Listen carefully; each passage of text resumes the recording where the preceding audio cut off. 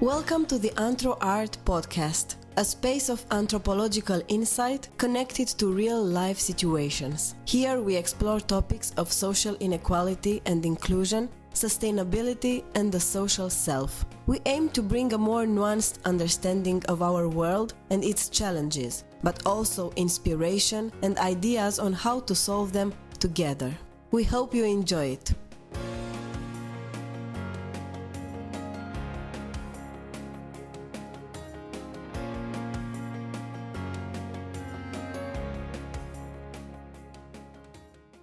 E Canta Comigo Moresco. Portuguese songs are still sung in Java. Abstract. The history of the Portuguese presence in Asia has been the subject of study of numerous analysts from various perspectives. It is well known that during just a few years the Portuguese had managed to create several commercial, political, and administrative establishments.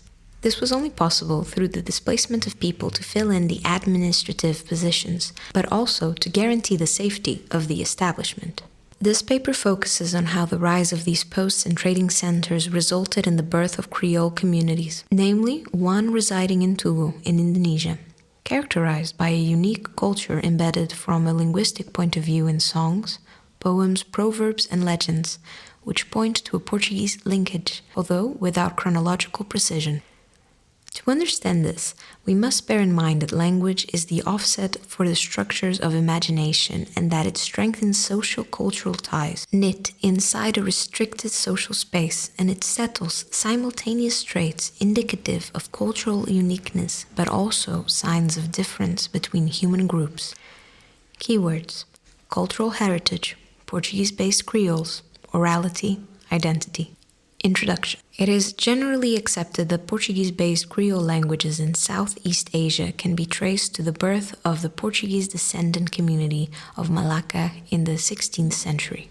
In Asia, Portuguese presence gave form to a network of establishments along the routes of commerce and faith, contributing to the creation of a vehicular language and to the birth of new human groups with their own way of thinking, ideas and concepts, attitudes and ways of life. In this context, the necessary conditions came along for the outset of linguistic and cultural syncretism resulting from the encounters between the colonizer, the missionary, the trader, and the native. The offspring of these relationships gave birth to a new social and ethnic group that survived for hundreds of years as a separate community, with prevalent ethnic and religious traces. To analyze the birth of these new languages in Southeast Asia and explain their diffusion and their durability, we need to understand that they function as an axis around which cultural identity is developed and communication is set. 1. Matais, slaves, and converted. Thus, we can say that Creole communities were born from the encounters between Portuguese and natives in 16th century Southeast Asia, particularly in Malacca after its conquest by the Portuguese in 1511, but also in Ceylon, India, and Indonesia, and later in the 19th century in Singapore. As it is common knowledge, it was forbidden for women to travel with men as they were not useful to war. With the absence of European women, European men married native women, and this situation was encouraged by the crown as part of Afonso de Albuquerque's politic of a fast settling of the seaports of trade. Another group that would contribute to the enlargement of the number of Portuguese descendants would be the slaves, with the birth of Matais children from the relationship between the Portuguese and local slave women, many times raised together with legitimate children. Apart from this physical métissage, it is commonly believed that a cultural hybridization took also place, which resulted from the religious conversions led by missionaries, although a large part of these converted were in fact the women that had married Portuguese men, who consequently integrated part of the Portuguese culture in their own. Later on, after the arrival of the Inquisition, conversions took a high-speed path, and the locals were quickly inserted in the social Portuguese environment upon conversion to Catholicism. In Malacca, from 75 women and 36 men converted in 1532, conversions reached 7,400 in the beginning of the 17th century. In 1641, after the Dutch overcame Malacca, many Catholics had to flee because they were forbidden to practice their religion. Among the destinations chosen by these diaspora was Batavia. This would reinforce the Portuguese community that already lived at the then capital of the VOC, which was the trading organization established in 1602 by the Dutch. These dislocated Portuguese would be integrated first in the community of Black Portuguese, close to the Portuguese Buitenkerk, which was the church located outside the walls. Later, some of these men would be moved to Tugu, situated very far from Batavia. In the island of Java, Tugu would be the first community neighborhood to have its own school, built as early as 1678. The houses of Kampung Tugu were built with stone, as opposed to others in the surrounding area, which suggests a reasonable quality of life by then. The first church was probably put up around this time too, situated in the old Tanah Serani, meaning Nazarene land, a little far from contemporary Tugu. 2. Bene ave aqui, supra Java. One can conceivably imagine that the case of Tugu has been somehow ignored by most Portuguese researchers because Indonesia was never a Portuguese colony. In so doing, it has remained practically unknown that important evidence of Portuguese culture has survived in this small village in the north of the island of Java in Indonesia. Indeed, the members of this community have been singing for the last 380 years the same songs sung in Portuguese-based Creole, and have been giving Portuguese names to their children, using fragments of a Portuguese-based Creole in their daily life. We believe that the group's management of elements in presence and its conscious or unconscious construction of malleable identities are worthy of analysis, as also of celebration. This debate is driven to a great extent by the attempt to explain some of the reasons for the longevity of this community, for their acknowledgement by the surrounding environment, and for the contemporary use of elements considered part of a vast Portuguese cultural heritage, but also by the attempt to place it within a broader political, social, and cultural context. To understand the process of birth and permanence of a language, one must first look back to the first years of these communities and correlate that reality to a process going on in the old continent. In fact, although this dynamic process of creation of a new Sprachmischung, as Hugo Schugacht would later in the 19th century denominate it, was already taking place, Creole languages are not subject of the attention of Europeans, who then were interested in the news that came from distant lands that concerned strange habits and different people. Despite this lack of knowledge, the important process of creation of a literal oral corpus that pertained to the so-called culture of the discoveries was in motion. During the 17th century, the first known sample of a Creole comes up in 1692 in a book by George Meister that brings to us a dialogue set between two soldiers in Batavia that communicate in Malay Portuguese Creole and which Meister denominates Portuguese.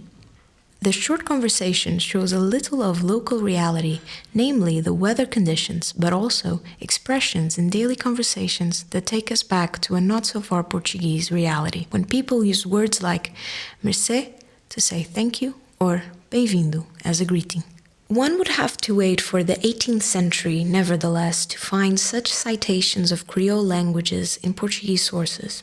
In 1725, the notes of Dom Jerônimo Contador d'Argot in his Regras da Língua Portuguesa refer to Portuguese dialectology. D'Argot would then admit the existence of Portuguese dialects in India and Brazil, amongst others, referring that they are a mixture of barbarian languages and many words from ancient Portuguese.